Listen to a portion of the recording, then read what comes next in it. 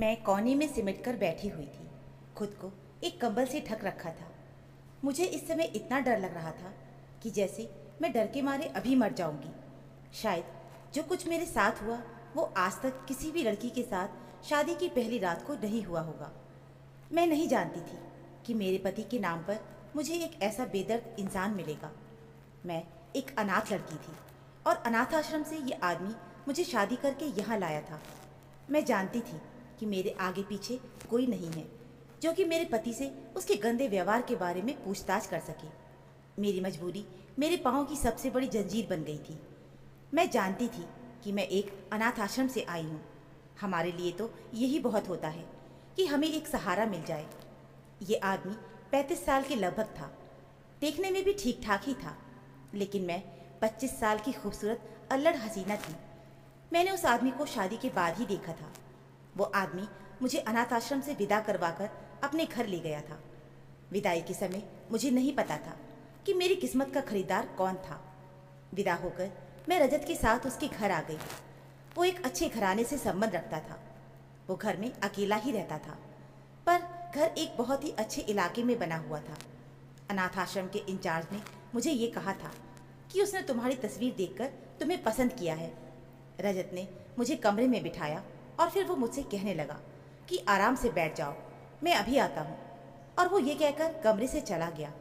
मैं कमरे में आराम से अपना घूंघट थोड़ा पीछे करके बैठ गई थी और तिरछी नजरों से कमरे का जायजा लेने लगी। पूरा कमरा फूलों से महक रहा था। मेरे दिल में शादी के लिए उमंगें अब जागने लगी थी। मैं अब खुश हो गई थी। अब तक की सारी अधूरी खुशियाँ मुझे रजत के साथ पूरी होती नजर आ रही थी, लेकिन मैं नहीं जानती थी ये मेरी मुश्किलों की शुरुआत है। खैर, कुछ देर के बाद रजत कमरे में दाखिल हुआ तो उसे देखकर मेरा दिल एकदम से धड़क उठा। उसकी सांवली रंगत और भरा भरा शरीर देखकर मेरा दिल जैसे कुछ देर के लिए बुझ गया था। मैं अपनी किस्मत से लड़ तो नहीं सकती थी।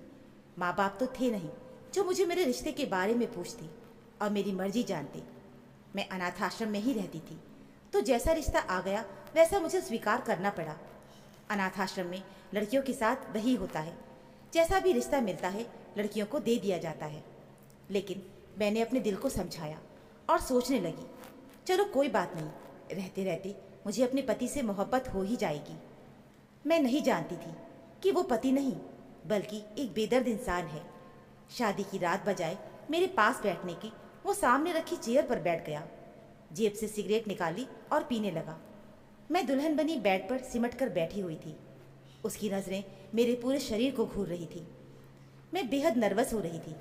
मुझे अपने पति की नज़रें अच्छी नहीं लग रही थी।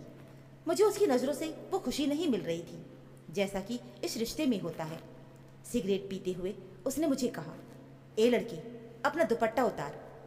ये सुनकर मैंने उसे एकदम से बड़ी हैरत से देखा था। उसका मुझसे बात करने का ये कौन सा अंदाज था। मेरे पति को तो चाहिए था कि वो मेरे पास बैठता, मेरे हाथ थामकर अपनी मोहब्बत का इजहार करता, लेकिन उसने तो कुछ और ही मेरे साथ किया, और जो किया वो बहुत ही शर्मनाक था। मैं कुछ समझ ही नहीं पा रही थी कि मैं क्या करूं और क्या ना करूं। अजीब हालत हो रही थी मेरी। भला ये क्या तरीका था। तभी उसने दोबारा कहा, लेकिन इस बार थोड़ा सख्त शब्दों में कहा था कि तुम्हें सुनाई नहीं देता, अपना दुपट्टा उतारो। मैं घबराकर जल्दी से अपने दुपट्टे में लगी पिन निकालने लगी। मेरे हाथ डर के मारे कांप रहे थे। मैंने अपना भारी लहंगा का दुपट्टा उतारकर बेड पे रख दिया। अब तो उसकी उठी हुई नज़रें मुझे और भी उलझन में डाल रही थी। मुझे कुछ शर्म सी महसूस हो रही थी। वो कहने लगा, अब अपने जेवरात भी उतार दो। उसकी ये बात भी मुझे परेशानी में डाल रही थी। मैंने धीरे धीरे से अपने सारे जेवरात उतारना शुरू कर दिया, लेकिन उसके बाद जो उसने अगली बात मुझसे कही थी, उसकी फरमाइश पर मैंने उसे साफ मना कर दिया और फौरन बेड से खड़ी हो गई। मेरे इनकार पर तो जैसे रजत बौखला सा गया था। वो गुस्से से खड़ा हो गया। उसके शब्दों ने मेरी जान निकाल के रख दी थी। मैंने कहा कि मैं आपकी ये बात नहीं मान सकती। वो गुस्से से कहने लगा, अगर मेरी बात से तुमने इनकार किया तो मैं तुम्हारा हाल बिगाड़ के रख दूंगा। लेकिन मैं किसी भी कीमत पर उसकी ये बात नहीं मान सकती थी। और तभी उसने एक जोरदार थप्पड़ मेरे गाल पर दे मारा। मैं तुझे कहाँ से उठाकर लाया हूँ? पाँव की जूती के बराबर भी नहीं है तू। अगर मेरी बात से मना किया तो जान से मार डालूंगा। मुझे उसके इतने दर्दनाक व्यवहार की उम्मीद नहीं थी। उसने मेरे बालों से मुझे पकड़कर अपने करीब किया और सख्त शब्दों में कहने लगा, वही करो जो मैंने तुम्हें कहा है। मेरी आंखों से लगातार आंसू बह रहे थे। मैंने कहा, ये काम मुझसे मत करवाओ, मैं ये सब नहीं कर सकती। औरत तो शर्म की मूरत होती है, उसे उसमें ही रहने दो। मेरी बात सुनकर वो हंसने लगा और कहने लगा, मैं सब जानता हूँ, अनाथ आश्रम में तुम्हारे साथ क्या बर्ताव किया जाता है और कौन से खेल खेले जाते हैं। लेकिन मैंने जब से अनाथ आश्रम में आँख खोली थी, हमारी सुरक्षा बिल्कुल वैसे ही की गई थी जैसे अपनी सगी बेटियों की जाती है। मैंने रजत से कहा, आपको गलतफहमी हुई है, जैसा आप सोच रही हैं ऐसा कुछ भी नहीं है। इससे पहले कि मैं कुछ और कहती, उसने अपने हाथ की पकड़ और भी मजबूत की थी मेरे बालों पर और बुरी तरह से कहने लगा, बकवास मत करो, तुम्हारे शरीर पर एक भी कपड़ा नहीं रहना चाहिए। आज हमारी सुहाग रात है और तुमने खुद अकेले ही सुहाग रात मनानी है और मैं तुम्हें देखूंगा कि तुम खुद के साथ सुहाग रात कैसे मनाती हो। उसके मुंह से ये शर्मनाक बातें सुनकर मैं शर्म के मारे पानी पानी हो रही थी और हैरत से आंखें फाड़कर उसे देख रही थी। उसने मुझे धकेलते हुए छोड़ दिया था। मैं जमीन पर गिरते गिरते बची। मैंने तो सुना था कि पति पत्नी का वस्त्र होती है। भगवान ने पति पत्नी का रिश्ता बहुत ही पवित्र बनाया है, पर मेरा पति कैसा था जो मुझे वस्त्र विहीन करने पर तुला हुआ था और वस्त्र विहीन करने के बाद भी कैसी घिनौनी हरकत मुझे करवाने के लिए कह रहा था। लेकिन मैं उसकी बात नहीं मान सकती थी। मैं फौरन कमरे से बाहर निकल गई। मैं एक सुरक्षित जगह पर जाना चाहती थी, लेकिन मैं शायद इतनी खुशनसीब नहीं थी। उसने मुझे पीछे से आकर पकड़ लिया। मैं चिल्लाने लगी। मैंने कहा, मुझे छोड़ दो, मैं तुम्हारे साथ जिंदगी नहीं गुजार सकती, मुझे वापस अनाथ आश्रम में छोड़ दो। मेरा ये कहना था कि उसने मुझे मारना शुरू कर दिया। मुझे बेड पर धकेलकर अपनी जेब से सिगरेट निकालकर जलाई और जलती हुई सिगरेट से मेरा लहंगा जलाना शुरू कर दिया। ये सब देखकर मैं अचंभित सी हो गई थी। मेरा लहंगा बुरी तरह से जलने लगा था। इससे पहले कि मैं लहंगे के साथ जलना शुरू हो जाती, मैंने जल्दी से लहंगे को उतार दिया और खुद को एक कंबल से ओढ़ लिया। वो मुझे इसी हालत में छोड़कर बाहर चला गया और मैं एक कोने में पूरी रात बेड के सहारे बैठी रही। सुबह मेरा पति कमरे में आया। उसके हाथ में एक थैली थी। उसने मेरे मुंह पर मार दी और कहने लगा, इसमें कुछ कपड़े हैं, इन्हें पहनकर बाहर आ जाओ। उसके शब्द नफरत से भरे हुए थे। मैंने अपने कपड़े बदले और रोते हुए कमरे से बाहर आ गई। सामने ही एक छोटा सा किचन था। मैंने नाश्ता बनाकर सामने टेबल पर रख दिया और फिर दोबारा से सफाई में लग गई। वो आदमी नाश्ता करके किचन में आ गया। अपने पास देखकर मैं एकदम से घबरा गई थी। उस आदमी को देखकर मुझे बस एक ही एहसास होता था और वो था डर। वो मेरे पास आकर कहने लगा, जो हरकत तुमने रात को की है ना, अगर तुमने आज भी वही दोहराई तो पूरा कमरा जला के राख कर दूंगा। ये सुनकर तो मैं सांस लेना ही भूल गई थी। वो अपनी बात कहकर किचन से बाहर निकल गया। मैंने भी सुकून की सांस ली थी, लेकिन रात के बारे में सोचकर मेरा दिल फिर से कांप उठा था। मैं अब तक समझ नहीं पा रही थी कि यह आदमी आखिर ऐसा क्यों कर रहा है। अगर उसे जुल्म सितम का निशान ही बनाना था तो बेसहारा लड़की ही क्यों। फिर मैंने सोचा कि मुझे घर से भाग जाना चाहिए। यह आदमी रात को मेरे साथ अब क्या क्या हैवानियत करेगा। इसलिए मैं अपने कमरे में गई और एक छोटे से बैग में अपने कुछ कपड़े डाल दिए जो वो सुबह ही लेकर आया था। लेकिन जैसे ही मैंने गेट खोलना चाहा तो मेरे तो होश ही उड़ गए थे, क्योंकि गेट के बाहर तो ताला लगा हुआ था। घर में कुछ भी ऐसा ना था कि मैं दीवार फांद कर बाहर जा सकती।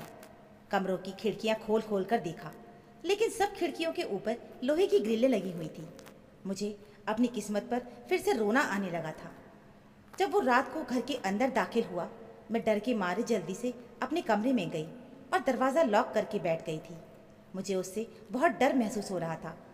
जब मेरे कमरे का दरवाज़ा उसने ज़ोर ज़ोर से बजाया तो मेरा दिल ज़ोर से धड़कने लगा था।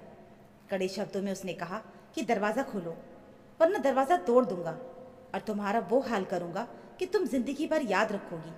किसके साथ कमरे में बैठी हो? कौन है कमरे में तुम्हारे साथ? ये सुनकर तो मेरे होश ही उड़ गए थे। जिस तरह उसने अपने घर को लॉक कर रखा था, यहाँ अभी कौन आ सकता था। मैंने जल्दी उठकर फौरन दरवाज़ा खोल दिया। उसने मुझे बुरी तरह से धकेला था और कमरे की तलाशी लेने लगा। मैं समझ गई थी कि शायद ये शक्की टाइप का आदमी है। पूरा कमरा देखने के बाद वो कहने लगा, अगर मैंने यहाँ किसी अजनबी को देखा तो तुम्हारे टुकड़े टुकड़े कर दूंगा। ये कहकर वो कमरे से बाहर चला गया।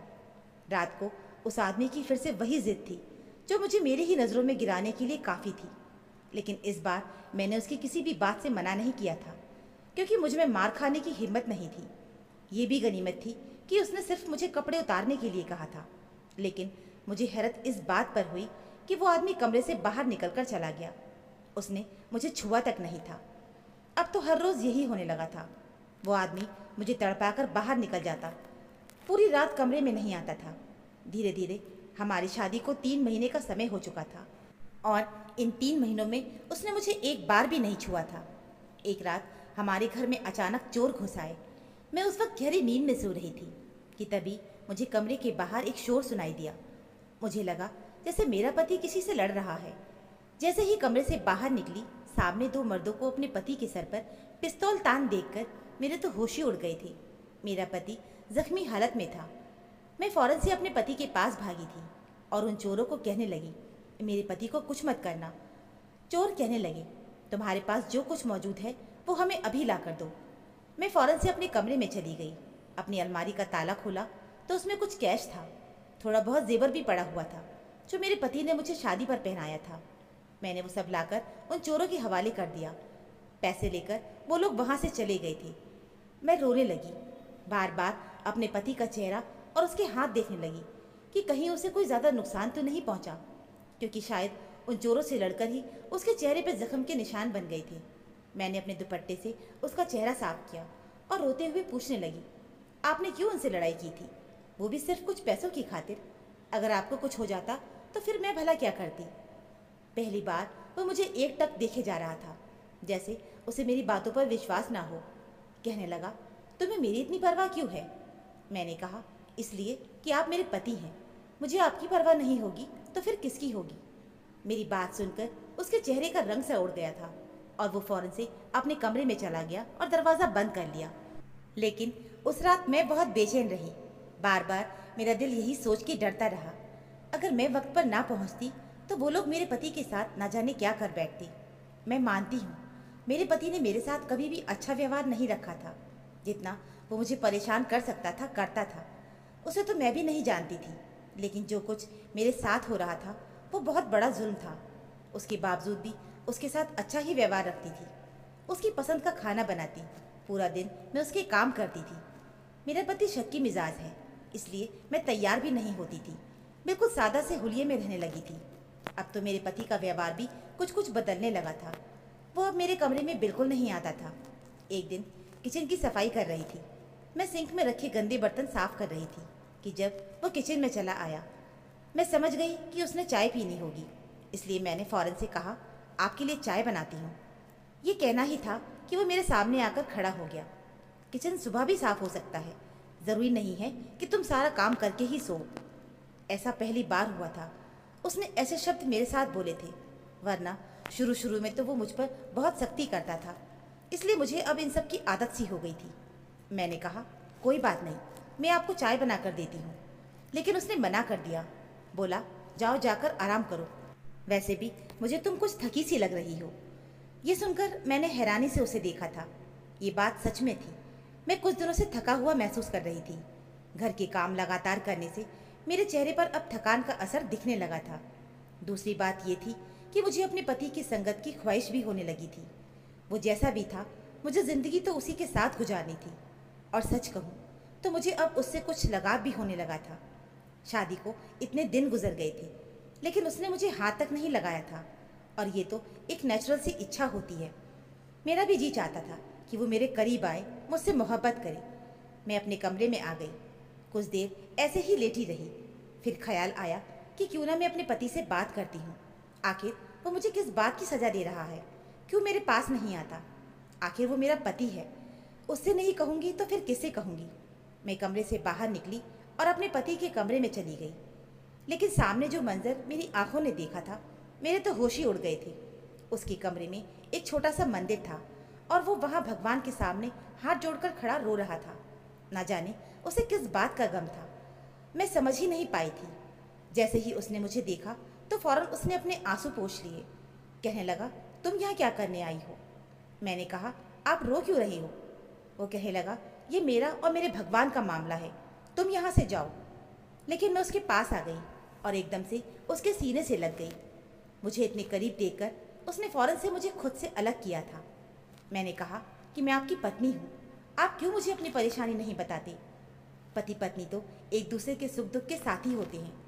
भगवान ने दुनिया में सबसे पहला रिश्ता पति पत्नी का ही बनाया है, ताकि औरत और मर्द को एक दूसरे की कमी महसूस ना हो, वो आपस में बातें करें और एक अच्छी खुशहाल जिंदगी गुजारें।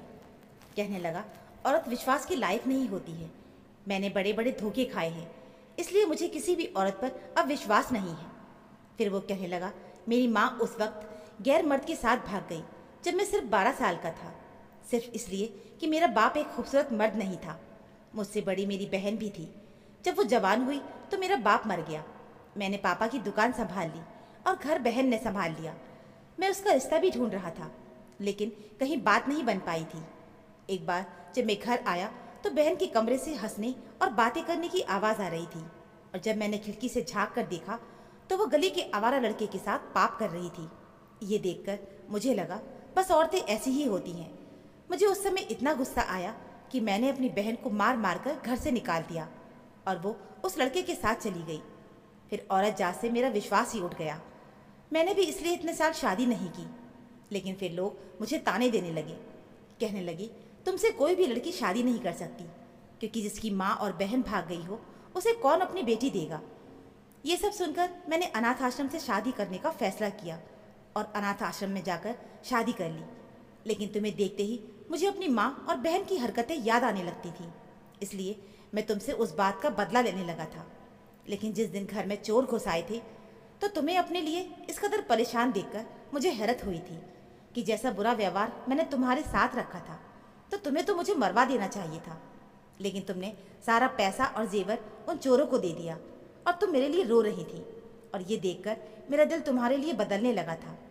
लेकिन मुझे अपने व्यवहार पर शर्मिंदगी हो रही थी, इसलिए तुम्हारे पास आने की हिम्मत नहीं थी। मैं तुम्हें अपने काबिल नहीं समझता। ये कहते हुए वो रोने लगा। मैंने कहा, मेरे दिल में आपके लिए कोई भी गलतफहमी नहीं है, और अगर थी भी तो तुमने ख़त्म कर दी। जो कुछ रजत की माँ और उसकी बहन ने उसके साथ किया वो गलत किया था, और ये सब किसी भी मर्द को बुरा और मजबूर बना सकती है। जब मैं रजत के करीब गई तो इस बार उसने मुझे खुद से दूर नहीं किया था, बल्कि उसने भी मुझे अपने सीने से लगा लिया था और अपनी मोहब्बत की बारिश में मुझे भिगो दिया था। आज मैं अपने पति के साथ एक खुशहाल ज़िंदगी जी रही हूँ। तो दोस्तों, उम्मीद है आपको हमारी ये कहानी ज़रूर पसंद आई होगी। कहानी अच्छी लगी हो तो प्लीज़ वीडियो को लाइक और चैनल को सब्सक्राइब ज़रूर कर लीजिएगा। मिलते हैं फिर एक नई कहानी के साथ। कहानी सुनने के लिए आप सभी का बहुत बहुत धन्यवाद।